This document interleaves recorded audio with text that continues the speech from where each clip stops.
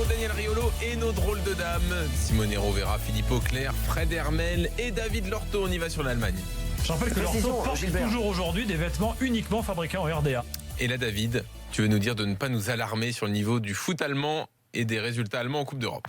Ah bon? Oui, parce que c'est des grands mots, des très très grands mots, des mots solennels, des mots forts, des mots catastrophistes qui sont employés par nos confrères en Allemagne et pas des moindres. Hein, toute la presse alors s'y est donc il mise. faut s'alarmer alors.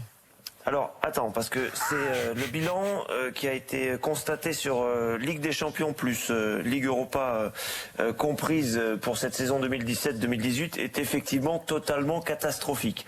On n'avait pas vu un bilan aussi maigre depuis des années et des années. Il faut même remonter à 1981 pour voir une journée une semaine de Coupe d'Europe sans aucune victoire allemande et avec seulement des défaites. C'était au mois de septembre. 6 clubs engagés, 6 défaites. Il n'y a que 2 qualifiés en Ligue Europa et ce sont les 2 qui ont été reversés de la Ligue des Champions. Ce sera le Borussia Dortmund et Leipzig. Le Bayern est bien sûr est le seul à poursuivre sa route en 8e de finale. Ils vont jouer qui, Dortmund?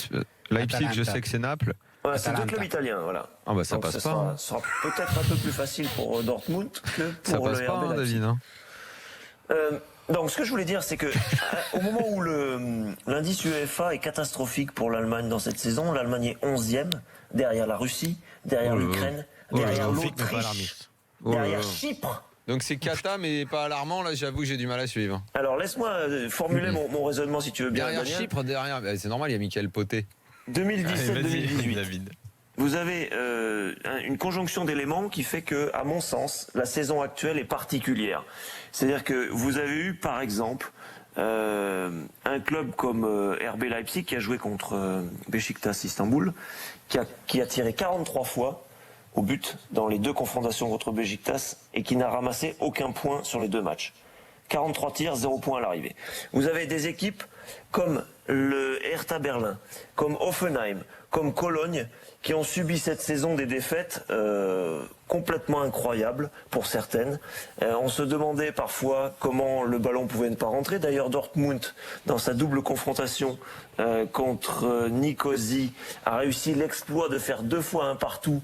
Et vous vous souvenez comment c'était inconcevable. Ça veut dire le que soir où c'est on la en a faute à parlé. pas de chance? Alors, je dirais pas ça. Je dirais simplement que le catastrophisme qui est ambiant en ce moment en Allemagne, pour moi, n'est pas forcément un problème sur le long terme. Certes, là, l'Allemagne était 2e au classement à l'indice UEFA au début de la saison 2017-2018. Elle est descendue à la 4e place sur les 5 dernières saisons. Et la France la menace. L'Italie est passée devant, l'Angleterre est passée devant. Et la France la menace, si le Paris Saint-Germain devait aller en finale de la Ligue des Champions, on en est loin, mais si ça arrivait, la France se rapprocherait dangereusement de l'Allemagne. Et donc la 4e place directement qualificative en Ligue des Champions, même si ça c'est hypothétique, serait menaçable. Ce que je veux dire moi, c'est que l'Allemagne s'appuie sur une formation que l'on connaît très performante, et quand elle est devenue championne du monde en 2014, oui, elle revenait d'un creux énorme. Vous vous souvenez les années 98, 2000, 2002 qui étaient assez catastrophiques. Et c'est Oliver Kahn en 2002 qui avait caché l'arbre, qui était l'arbre qui cachait la forêt. Et on s'est réveillé en Allemagne en disant on va appuyer sur la formation. C'est ce qu'on fait encore aujourd'hui parce que le constat effectivement actuel, c'est de dire regardez le PSG, regardez des clubs comme Manchester City, regardez les grands d'Europe et les riches en Europe, on n'est pas capable de rivaliser, Bayern mis à part, on n'est pas capable de rivaliser. Donc il faut s'appuyer sur la formation, il n'y a que comme ça que ça peut fonctionner. Ça a marché et l'Allemagne est devenue championne du monde comme ça. Donc moi ce que je veux dire ce soir, c'est que le catastrophisme au quotidien qu'on est en train de constater en ce moment en Allemagne, parce que le bilan de cette En saison gros, tu veux est bien très accorder mauvais. et passer sur cette année qui sera cata et rendez-vous l'année prochaine pour voir si c'est mieux, quoi. Voilà, c'est l'idée que je voulais faire passer ce soir. Après, je suis conscient que c'est un point de vue et un avis tranché un peu téméraire, parce qu'il y a quand même quelques signaux un peu inquiétants. On mais à va mon t'accorder sens- le bénéfice du doute parce que les Voilà. Allemands qui sont aussi mauvais, c'est tellement rare. Ouais. Hein. Et alors David, dans l'actu, ça a Dortmund, bougé là, justement à Dortmund. Qui est c'est bizarre, Peter quand même. Stoger? Ah bah oui, le mec il vient de prendre un coup de chausson et Dortmund le prend, je comprends pas. Ouais, voilà, c'est la dinguerie là en ce moment entre Cologne et Dortmund. Donc Peter Stöger, l'entraîneur autrichien de Cologne, qui avait euphorisé ce club pendant 2 saisons, qu'il avait fait remonter en Coupe d'Europe plusieurs décennies après, 2 décennies en l'occurrence après, a été limogé durement parce que Cologne effectivement ne gagnait plus un match. Et Peter Stöger, l'Autrichien, quelques heures plus tard, au moment où Dortmund décide de se séparer de son entraîneur, Peter Bosz, donc viré, l'ancien de l'Ajax, prend Stöger dans la foulée. On a vécu la conférence de presse C'est fou en d'avoir direct à la embauché un mec qui télévision vient ce de se week-end. faire virer parce que son club était dernier. Ça, c'est pas illogique. Non, moi, Mais Stöger, c'est un peu surprenant. étrange. C'est Stöger étrange, était mais parti après tout, avec les pourquoi pas, honneurs, hein. David. On est bien d'accord, il y avait une haie d'honneur. C'était très émouvant, les adieux à Stöger. Tout à fait. Et là, absolument, oui, c'est vrai. À Cologne, on lui sait gré de ce qu'il a réussi. Et si Dortmund le prend, c'est pour une raison très simple. C'est parce que c'est un entraîneur qui, croit-on, peut être plus équilibré dans ses tactiques et dans l'abord qu'il peut avoir des matchs par rapport à Stöger, à Bosz, qui lui était très offensif. On l'avait dit. Ouais. On se souvenait de son jeu offensif déjà aussi avec l'Ajax. Sauf que, donc ça, c'est l'espoir qu'il y a à Dortmund. Sauf qu'à Dortmund, le problème est beaucoup plus profond. Et Stöger, qui a signé pour 6 mois, donc jusqu'à la fin de la saison, moyennant, je crois, 3 millions d'euros. Quand même. La vache. Oui, Il y a de l'oseille au BVB. Hein. oui, quand même, mais je suis pas sûr que ce soit le magicien que l'on espère au BVB. Alors là aussi, on va voir, parce que à Dortmund, évidemment, l'objectif c'est de gagner la Ligue Europa, désormais, clair et net. Ouais. Ah ouais. Et donc, on va Merde. voir dans les prochains mois, à partir de février, Il y en a beaucoup ce qui que ont cet cet entraîneur objectif. peut Hein. arriver à faire avec cet effectif qui est, on l'a dit, très déséquilibré et qui est Ok. plus fort en attaque qu'en défense. Merci David, on C'est enchaîne. marrant cette Europa League. On Après, enchaîne quand il y a pas. les clubs reversés, plus les Finalement, tout le costauds monde et veut la tout, gagner. on a l'impression que c'est la traînée du coin. Tout le monde veut la pécho mais on obligatoirement. C'est facile. Mais la traînée du coin. Non, mais tu sais, c'est On facile. parle c'est plus tout. comme ça, Daniel, en 2017. Non, mais oui, ça c'est suffit fini, maintenant. t'es fou, toi. Il faut évoluer un peu dans Non, on a ton vraiment discours. l'impression c'est tout le monde veut se jeter dessus. Ah, vas-y, voilà, tout le Bon. temps on se les fait. Allez, on Oh, enchaîne merde. sur l'Espagne. Non mais une tête de taureau ça coûte une fortune. Une tête de taureau de corrida en paillé c'est magnifique quoi. Très bien, on va pas savoir comment on est arrivé là aussi dans la discussion. On va J'appelle à la le jeu de maison, à Noël. fond. Vous avez encore 5 minutes pour peut-être être tiré au sort. Envoyez Noël par SMS au 732-16. Fred, Et gagner une tête de taureau. voilà. Non. Fred, donc tu veux nous parler de Valence? Oui, je fais mon petit point mensuel sur Valence parce que rappelez-vous en 2013-2014 quand l'Atlético faisait à peu près le même parcours que Valence, on se disait allez 3-4 journées ça va s'arrêter, puis arriver la 8e ça va s'arrêter, arriver la 12e ça va s'arrêter, puis finalement ils ont été champions et là on va faire un petit point. Nous sommes à la 15e journée et Valence est toujours 2e, tient bien le rythme et pour rapprocher ça un petit peu avec le tirage de la Ligue des Champions, je vous rappelle simplement que cette équipe de Valence ne joue ni la Ligue des Champions ni la Ligue Europa, qu'elle a le temps tranquillement de préparer ses matchs pendant une semaine et que vu les tirages qu'ont surtout le Real et le Barça, je vous rappelle le Real, le PSG vous le savez, mais le Barça Chelsea. Ah, ça y est, tu crois plus au titre pour le Real? Ah si, j'y crois encore. Ah oui. Mais j'y crois encore. Non, mais laisse-moi terminer simplement le truc. C'est que Valence me semble avoir un petit boulevard. Alors peut-être pas un grand boulevard, mais un petit boulevard, parce que automatiquement les tirages de Ligue des Champions ont un effet sur ce qui se passe en championnat, parce qu'on fait tourner, parce qu'on a la tête ailleurs, etc. Et à partir du moment où les deux gros cadors du championnat espagnol ont des tirages compliqués en 8e, j'ai l'impression que Valence va encore pouvoir en profiter. Donc je vous donne rendez-vous Mais dans le Real quelques va quand semaines. même finir dans les Mais quatre, attends, sûrement. moi juste pour comprendre la vie tranchée, ils ont un boulevard pour le titre, Valence? Non, pour la deuxième place. En tout cas, pour la deuxième place, voire pour le titre, Ah. parce que voir quand pour tu le joues titre. un match par semaine, voilà, ils Ah, sont mais à ils 5 sont un peu points. à l'arrache quand même Valence depuis 3 matchs, non? Pas pour le titre quand même. Non, hier, Non. mais non, mais ils gagnent encore. Alors, il y a eu un accident à Retafe la semaine dernière, mais là contre le Celta, ils gagnent encore, c'est 2-1, mais ils gagnent encore quoi.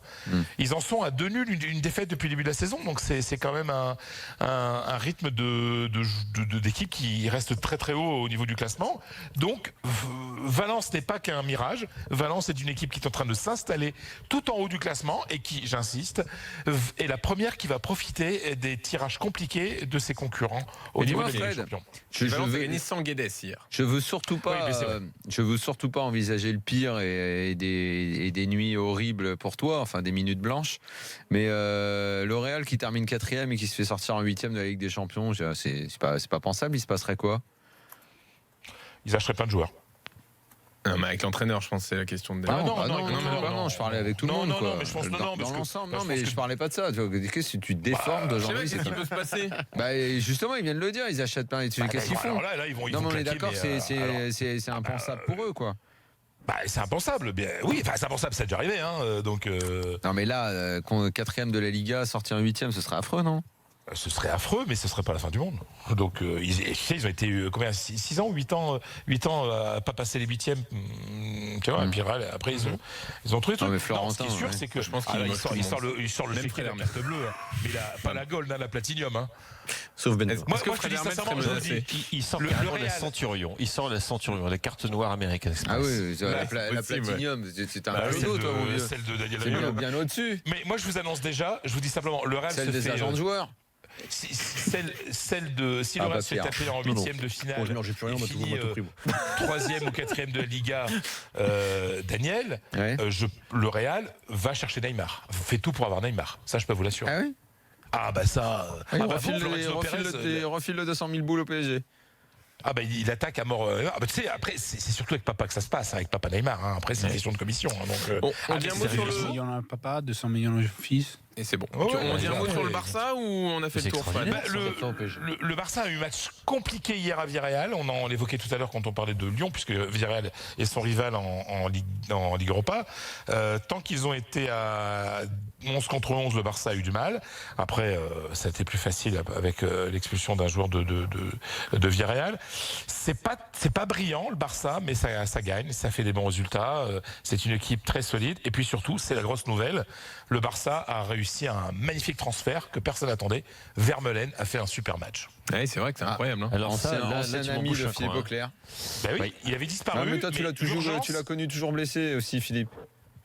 Oui, il avait très très bien commencé sa carrière à Arsenal, mais bon, quand il en était parti, tout le monde Non, se il disait était pas toujours c'était en fait son physique qui était son problème. hein. Non, mais c'était les blessures, c'était pas le talent qui était Ah bon en cause. Ah, il était toujours blessé, blessé, il était tu l'avais prêté, toujours blessé, etc. ouais. Messieurs, mais il faut qu'on en reste là, il y a le jeu de Noël. Il faut là, gagner. je suis désolé. Il faut donner Avec des le Père caresses. Noël et Les les boules. boules et tout ça. On y va pour le jeu de Noël et on vous remerciera Non, mais- après. Donc nous avons le magnifique saladier avec les boules à côté. Alors on est en fin de journée dans l'after. Le matin chez Jean-Jacques Bourdin, il y a plein de boules partout. Nous forcément, il y en a plus beaucoup. Nous avons nos deux gagnants. moi. Bah oui, viens si tu veux. Sébastien est avec nous. Salut Sébastien. Deux boules. Allez viens. Oh là là. Salut Sébastien. Bonjour. Alors écoute Sébastien, Daniel va tirer une boule et va te dire qui t'offre quel cadeau. Alors Daniel, voilà, Je mélange. il se prend pour Gianni Infantino à la grande époque là. Oh là, c'est Pierre Dorian. Alors Pierre Dorian, qu'est-ce qu'il t'offre Pierre Dorian qu'on retrouve dans le Super Moscato Show tous les jours à 16h. Émission de référence. Attention, vas-y, Parle de- c'est toi qui dis. Il t'offre un GPS TomTom Go. Voilà Sébastien. Bravo. Ça existe encore les TomTom? Bah oui, on dirait. C'est ce que j'allais dire. Allez, tire la deuxième boule. Deuxième boule, c'est pour qui? C'est pour Fessal. Salut Fessal et Sébastien, bravo, on t'envoie ça très vite. Salut Fessal. Bonsoir. Salut Fessal. Il me semble que c'est Charles Magnin. Charles Magnin. Voilà, Charles Magnin du matin de Bourdin Direct. Surnom Charles Magnin. Non. Président Magnin. Ah, Magnin président, c'est voilà. la chronique politique. Voilà, c'était mieux ça. Et il t'offre une tablette. Voilà, une tablette. C'est bien ça, c'est Pierrot, il va lui chourer. Non, c'est pour toi Fessal la tablette, bravo. Bon, parfait. Bravo Jean-Louis. Voilà. Bravo. Bravo Jean-Louis, qu'est-ce que j'ai fait. Voilà Fessal, Papa on Noël. t'envoie la C'est toi qui as mis les tablette. cadeaux dans les C'est boules. toi, Papa Noël. Prochain jeu de Noël demain dans l'after et puis on aura tout au long de la journée je sens que Jean, évidemment t'as envie de grâce tirer les boules, à toi aussi. ruducommerce.com. La prochaine fois, c'est toi qui tire les Et boules. hein. bien sûr, tout le monde y passera. Voilà, ce sera allez. comme ça jusqu'au 22 décembre sur RMC. Oh. Merci à tous. Fred Hermel, Philippe Auclair, David Adios. Lorto, Simone Rovera. Bonsoir. Merci Daniel, merci Pierre. Merci à vous, Et messieurs. demain, la Coupe de la Ligue. Et oui, l'after après les soirées de Coupe de la Ligue, 8e de finale. Qu'est-ce qu'il y a demain au programme? Vous allez vous régaler avec Toulouse-Bordeaux à 18h45 dans Team Liga, Monaco Caen 21h05, Angers 21h05. After à partir de 23h donc Et de la jusqu'à Première minuit. Ligue. Parce que Et de le la mot Première régalé, Ligue. Jean-Louis. Allez, bonne nuit à tous. On ne sait pas.